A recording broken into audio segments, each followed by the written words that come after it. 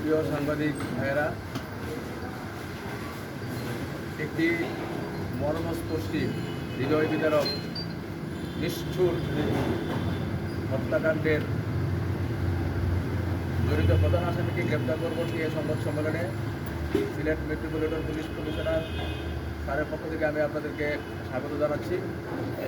Sylhet metropolitan পুলিশের পক্ষ থেকে আপনাদের স্বাগত জানাচ্ছি।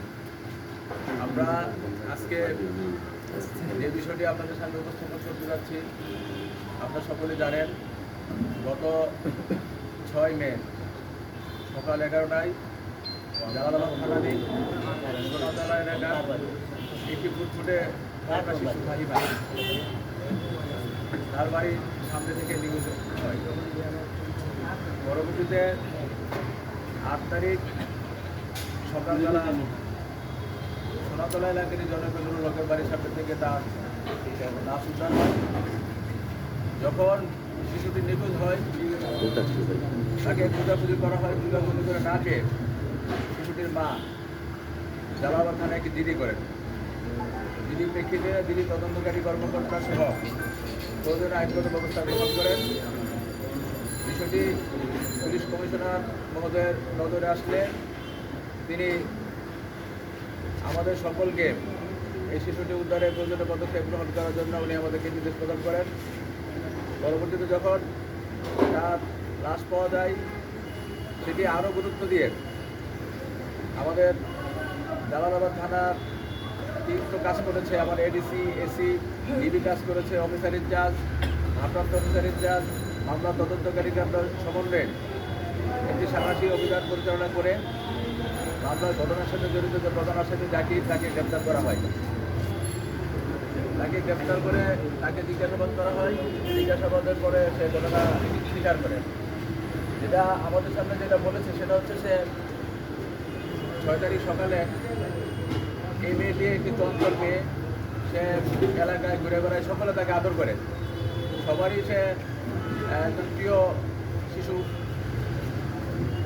যখন তাকে সে একটি সিগারেট, 2টি সিগারেট একটি দোকানে পাঠায়, তাকে দিয়ে সে সিগারেট নিয়ে আসে মেয়েটি নিয়ে আসার পরে তার মধ্যে কামনার জগতে সে চলে যায়।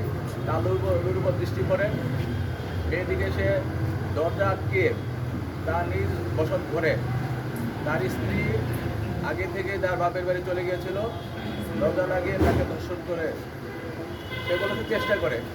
পূর্ণাঙ্গ মেডিকেল রিপোর্ট আসলে দর্শন হয়েছিল কিনা সেটা জানা যাবে। কোনো সে দর্শনের সে চেষ্টা করেছে, সিভিলও সেখানে এটা আছে। যখন শিশুটি এক পর্যায়ে অজ্ঞান হয়ে যায়, তখন সে তাকে গলা টিপে হত্যা করে প্রাথমিকভাবে তার ঘরে রাখা একটি ব্রিফকেসে সে তাকে ভরে উপরে সে ফেলে রেখে দেয়।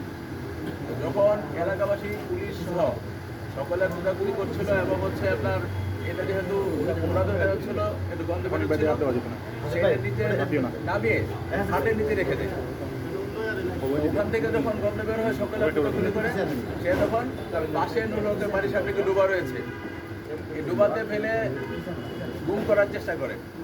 যেহেতু ওখানে লাশটি না ডুবার কারণে ডুবার পাশে রেখে সে চলে যায়।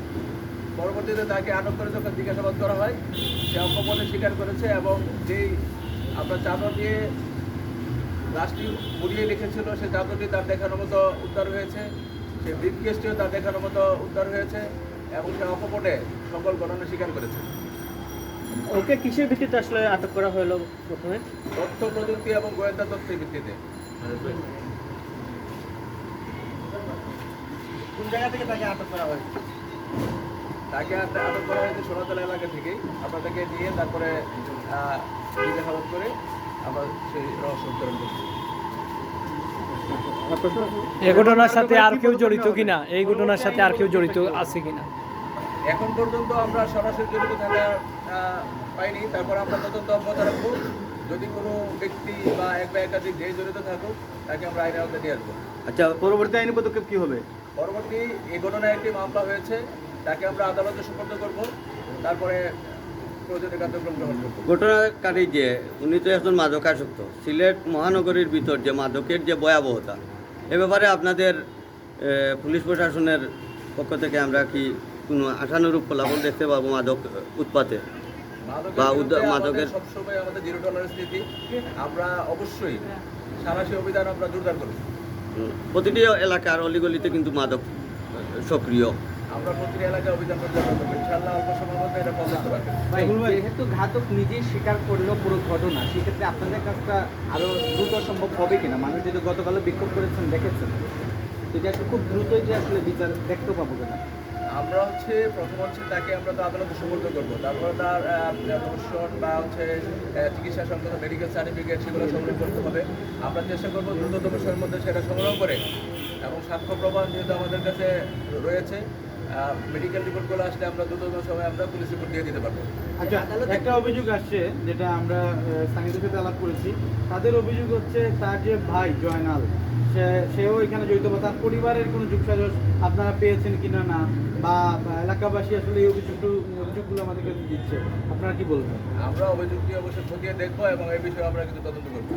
গতকালের ঘটনায় কোনো পুলিশ সদস্য আহত হয়েছেন কিনা? আহত হওয়া না, এটা অন্ধকারে যখন একটা মানুষজন অনেকগুলো মানুষজন যায়, জি, ঠিক জি, আছে? জি। এদিক থেকে ঢিল দিয়ে ওদিক থেকে ঢিল দিয়ে পায়ে একটু ঢিল পড়েছে।